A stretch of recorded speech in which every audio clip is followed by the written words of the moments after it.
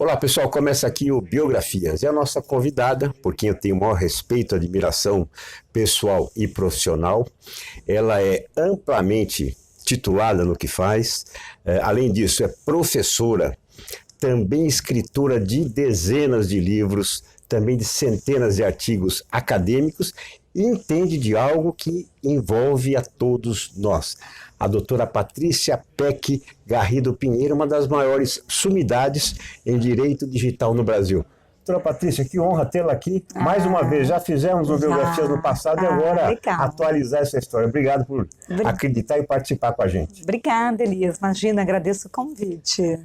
Direito digital. Isso. Tudo pode, nada pode ou depende? Como é que é essa linha? Olha, bem, primeiro a gente sabe, né, que estamos evoluindo com a temática do direito digital, é um direito que a gente considera um upgrade, né, é o direito pensado numa sociedade em que nós estamos vivendo relações cada vez mais por interfaces, as provas são eletrônicas, as testemunhas são as máquinas, e não existe pensar uma sociedade que a gente não tem que viver com valores, com ética, com regras, com limites. Então, eu vou ficar naquele depende, né, porque o advogado gosta do depende. Mas a gente está precisando, sim, repensar alguns princípios, alguns conceitos. Agora, com a inteligência artificial, eu tenho participado de muitas reuniões com clientes, com desenvolvedores que dizem, Peck, como que vai ser trabalhado o guideline, né, o framework da ética para a inteligência artificial, né, nas tomadas de decisão da máquina, porque ela usa um repertório de informações. Então, só uma coisa curiosa, Elias, imagina, se você perguntar para uma inteligência artificial e ela te der uma sugestão, eu gostaria de investir um patrocínio num corredor de maratona, só para dar um exemplo. Ela vai analisar todas as pessoas que já ganharam uma maratona nos últimos 20 anos, é uma amostragem. E ela vai dizer, desses aqui que você está pensando em patrocinar, eu recomendo que você então patrocine uma pessoa, por exemplo, que tenha certas características físicas. E ela vai usar essa amostragem e vai sair no resultado, provavelmente, uma pessoa que tenha uma característica determinada racial. Vai dizer, olha, a maioria das pessoas que já ganharam maratonas, né, é de uma cor negra, só para dar um exemplo. Perfeito, e aí vai ser uma constatação. Alguém vai dizer, nossa, mas essa inteligência artificial está preconceituosa, está com uma característica racista. Então, assim, a gente tem que ter um cuidado, né? Como que a gente vai ter parâmetros para que os algoritmos, pela sua amostragem, não cometam erros? Então, teve um outro algoritmo que foi fazer uma análise para crédito, né? E aí ele avaliou que a maioria dos empréstimos, uma determinada período de amostragem, era mais para homens. Era mais para homens, por quê? Porque eram mais homens que tomavam empréstimo do que mulheres. Não sei por qual motivo, né? Tem que pensar a amostragem. Então, na hora de conceder um crédito, devido a essa amostragem, ele dava mais crédito para homens, porque ele entendeu que era essa a referência. Então, a gente ainda está aprendendo, né, algumas questões que a gente tem que pensar para o futuro. A mesma coisa sobre privacidade e segurança.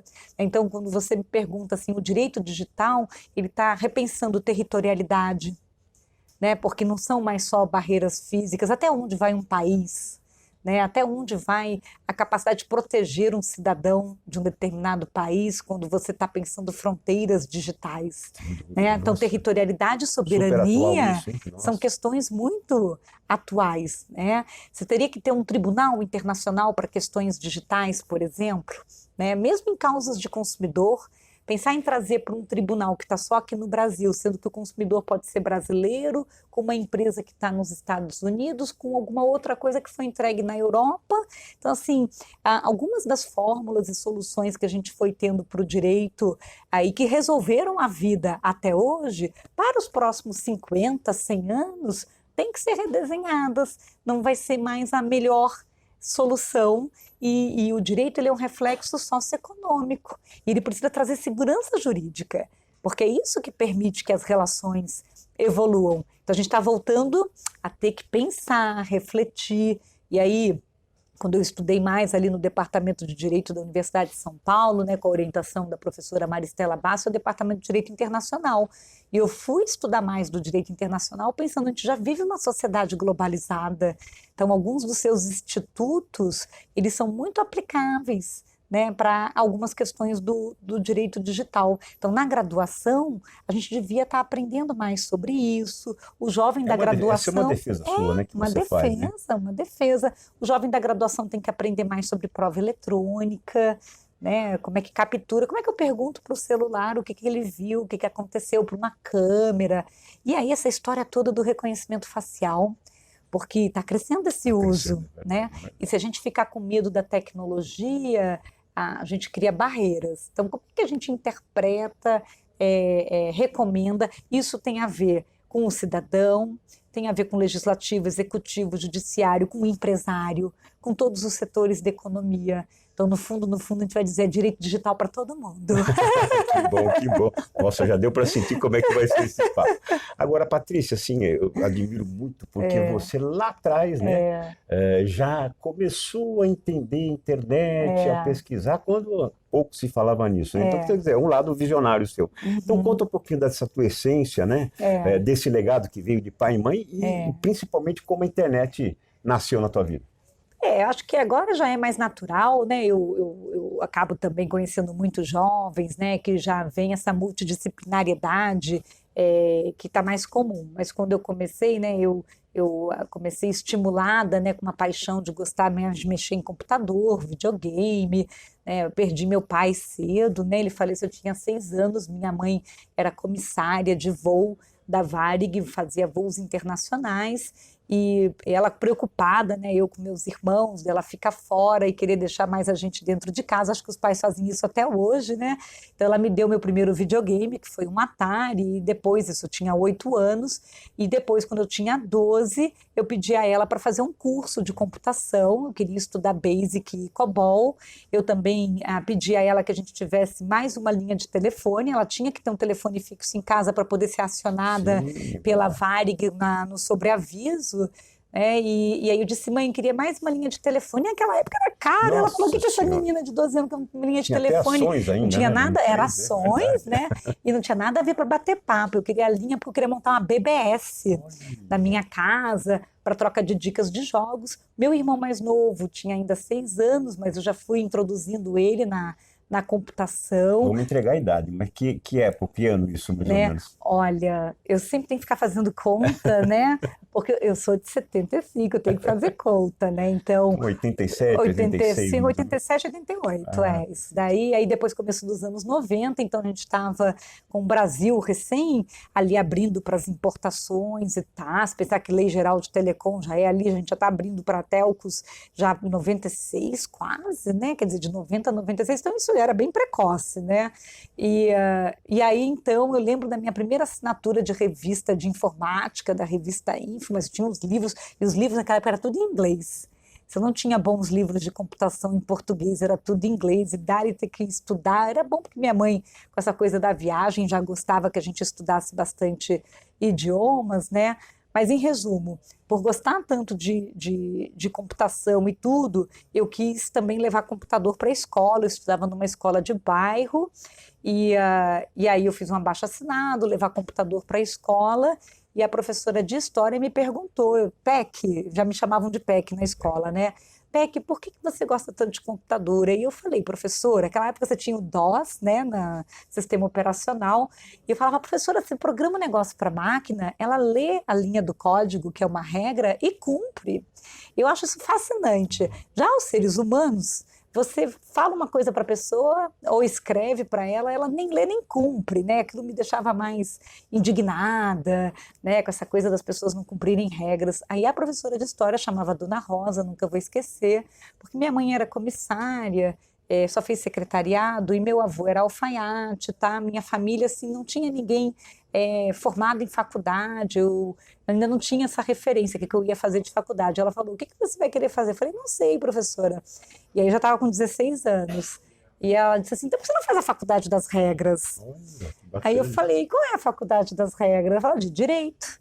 Eu falei, qual que seria interessante? Ela falou, faz da Universidade de São Paulo, tá? Então eu prestei, passei, depois continuei até conversando com essa professora. Então, assim, quando eu entrei na faculdade de Direito, já entrei com essa ideia de montar, eu tinha montado um site chamado Urbanoide, Nisso, meu irmão já me ajudava, tanto é que meu irmão se tornou programador mesmo, na área de computação, né? E eu fiquei esse híbrido de gostar da parte de computação, mas ter ido fazer a faculdade de Direito, e que hoje a gente vê que tem as legal techs e tudo, e o pessoal começou a ter essas formações mais híbridas, mas eu logo na faculdade, a minha linha de pesquisa já foi pensar tecnologia e direito e comportamento, então eu já frequentava a FenaSoft, a Condex, eu já tinha meus amigos todos mais da área de tecnologia, depois da área de comunicação e marketing, porque o pessoal tinha aquele desafio de fazer campanhas na internet, lançar coisas na internet, então isso abriu a cabeça. E as pessoas na área de tecnologia, elas são mais de compartilhar, mais comunitárias. Eu já era estagiária em escritório de advocacia, o pessoal é muito isolado, muito fechado, o advogado pensa muito sozinho. É verdade, é uma característica. É uma característica. E eu curti essa coisa de fazer pensamento em grupo. O programador, quando ele tem um problema, uma dúvida, ele joga na rede, para que alguém ajude, né, a conseguir decifrar por que está dando bug, por que está dando um problema. Fica mais fácil, né? Fica mais fácil. Compartilhar isso. Então, isso é uma cultura, né? Então, depois, logicamente, quando eu me formei na faculdade, eu já até me sentia uma desajustada, assim, do tipo, nossa, no que eu combino? Porque a gente fica um pouco fora, né, das caixinhas tradicionais e hoje em dia que é bom, né? Quer dizer, a gente vai evoluindo dessa curiosidade, essa vontade, assim, de questionar, querer saber a origem um pouco das coisas e pensar que talvez pudesse fazer aquilo de uma forma um pouco diferente, trazendo tecnologia.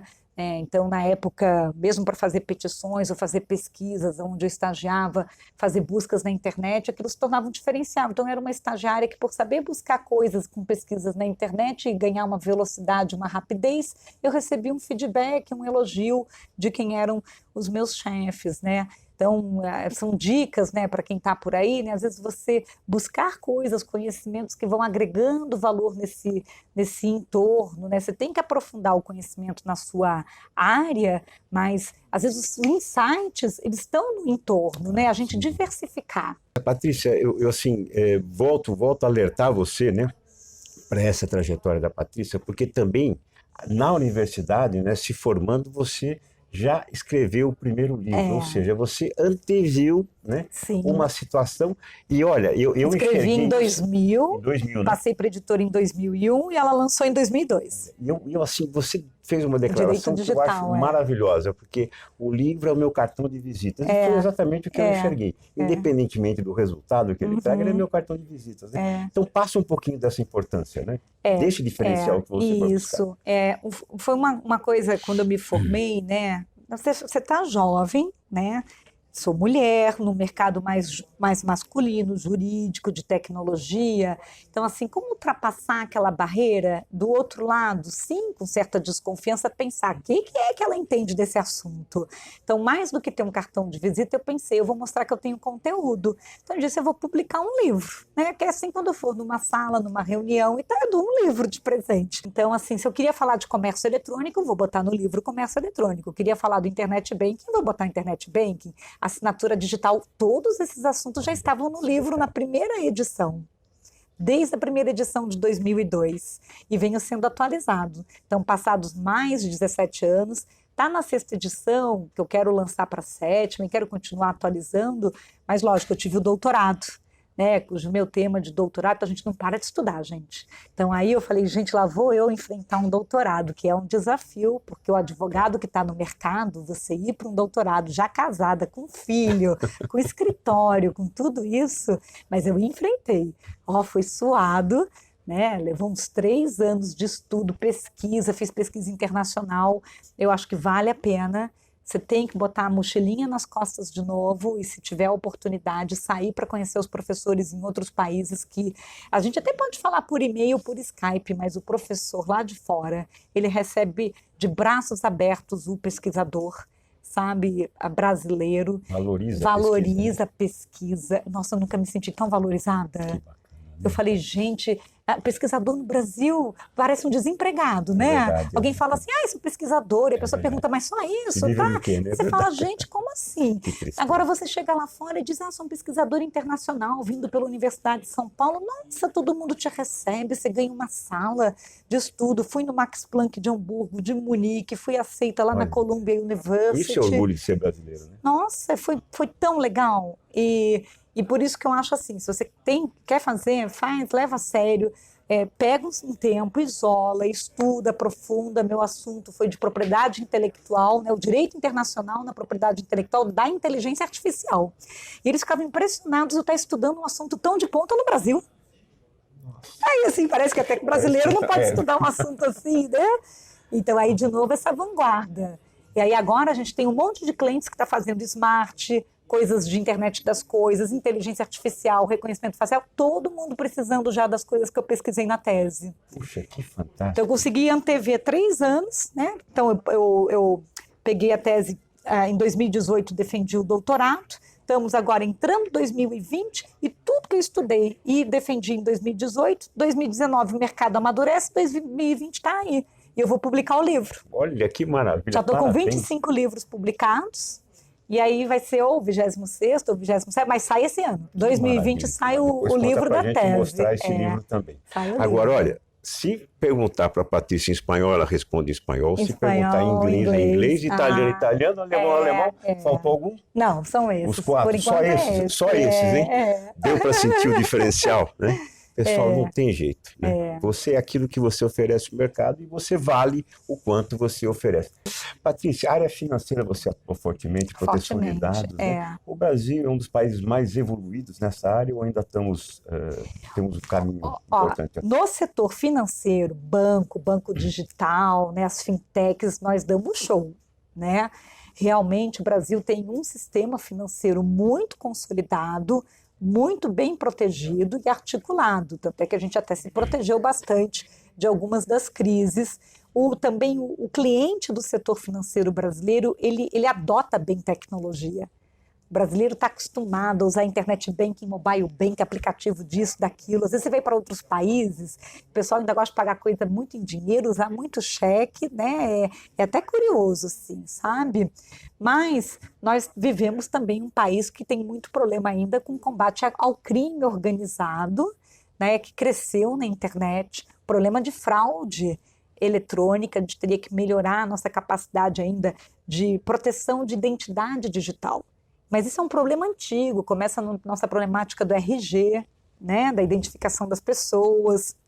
Então, a gente ainda tem muitas situações em que alguém consegue ser você numa interface. Se passar pela Patrícia, a gente chama isso que é o identity thief, que é fazer o furto de identidade. Então, isso a gente ainda tem que aprimorar.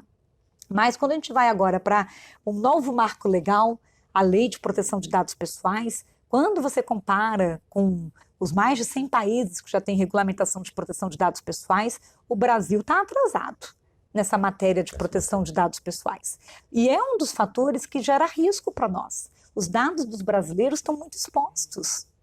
Toda hora a gente vê um incidente de dado brasileiro exposto na internet. E isso também facilita o trabalho do crime, né? Porque é fácil pegar dados da gente que estão expostos por aí e conseguir gerar um cartão, conseguir gerar algum tipo de coisa sobre as pessoas. Então, de certo modo, ela é uma legislação para proteger mais a informação das pessoas, aumentar a transparência, aumentar a proteção de privacidade, mas existe uma jornada a ser seguida, que ela não é só uma jornada técnica ou jurídica, de cultura. Criar cultura sobre isso em vários setores da economia. E o que me surpreende é que a liderança sobre essa mudança de cultura devia ser do setor público. Perfeito. Na maioria dos países... Uma linguagem acessível também. E devia ser uma liderança do setor público.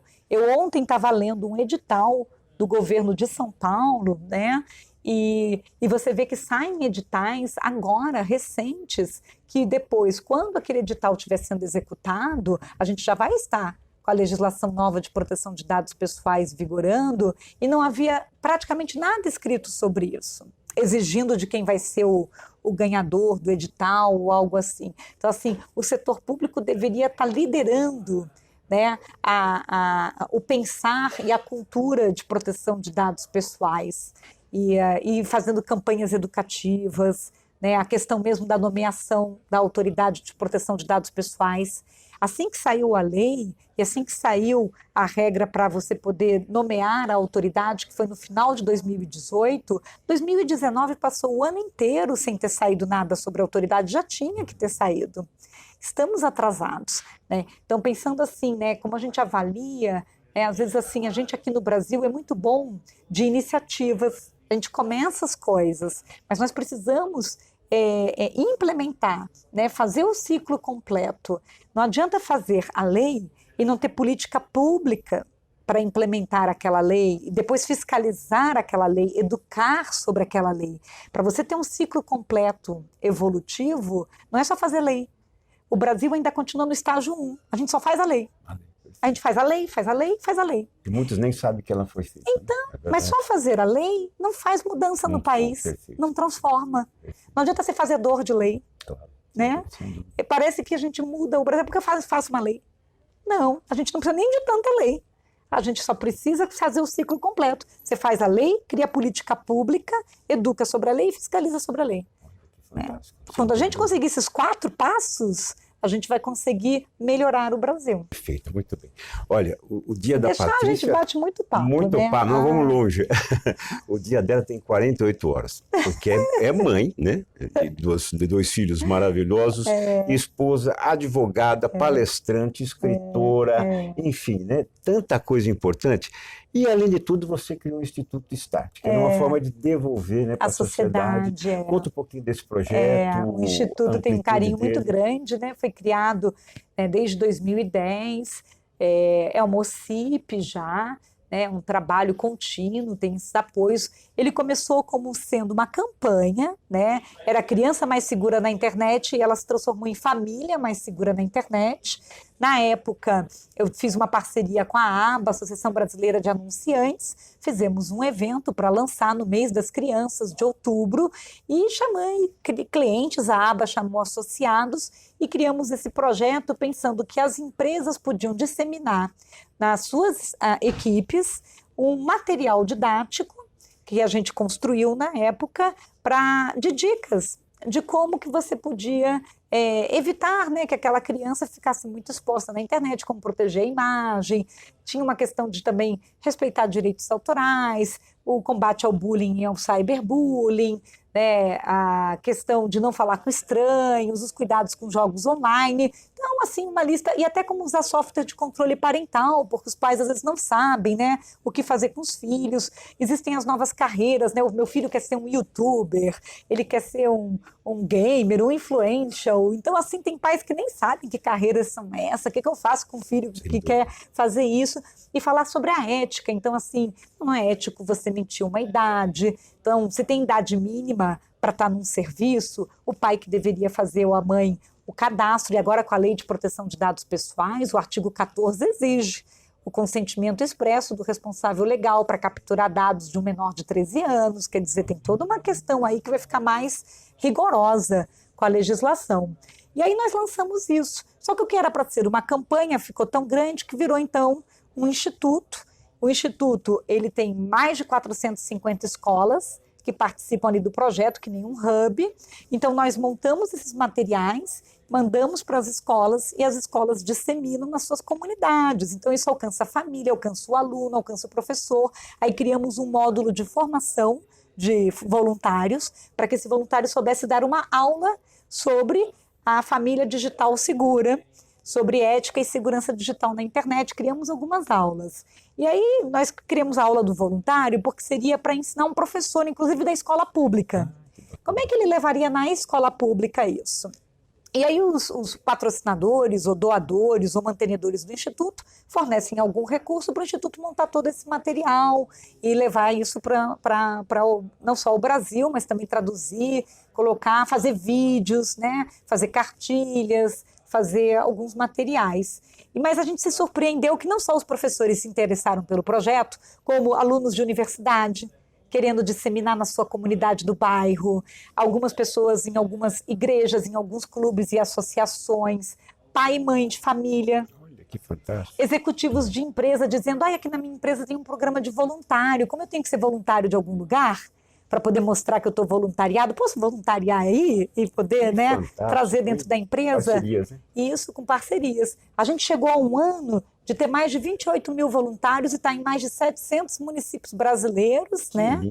Agora eu não tenho o dado mais recente, né, mas só dando algumas referências. Então temos o site, temos o aplicativo, fizemos algumas parcerias internacionais. Tem um parceiro nosso em Portugal chamado Mil dos Mais Seguros na Internet, que fez um espelhamento do nosso projeto. Então eu fico muito feliz porque eu acredito em responsabilidade social. Muito bom. Doutora Patrícia Peck Pinheiro, que honra tê-la aqui no programa. Eu né? que agradeço. E o mundo digital, né? Efetivamente está na vida de todos nós, ou como pesquisa, como segurança, enfim, como conhecimento. Então, que mensagem final você deixa para aquele que está nos acompanhando aqui no Biografias? Olha, eu deixo uma mensagem de não desanime, sabe? Eu sei que tem vezes que a gente é talentoso e fica pensando que a oportunidade não chegou, às vezes não estão me valorizando, né? Às vezes a gente tem sempre esses sentimentos, mas não, olha, a gente tem que ter convicção, né? Existe aquele feijão com arroz, o trabalho diário, dia a dia, e uma hora assim, sabe, se você está fazendo um trabalho sério, se você tem uma ética, se você tem um compromisso, com certeza, com tudo que que a internet hoje traz de visibilidade, você consegue o reconhecimento.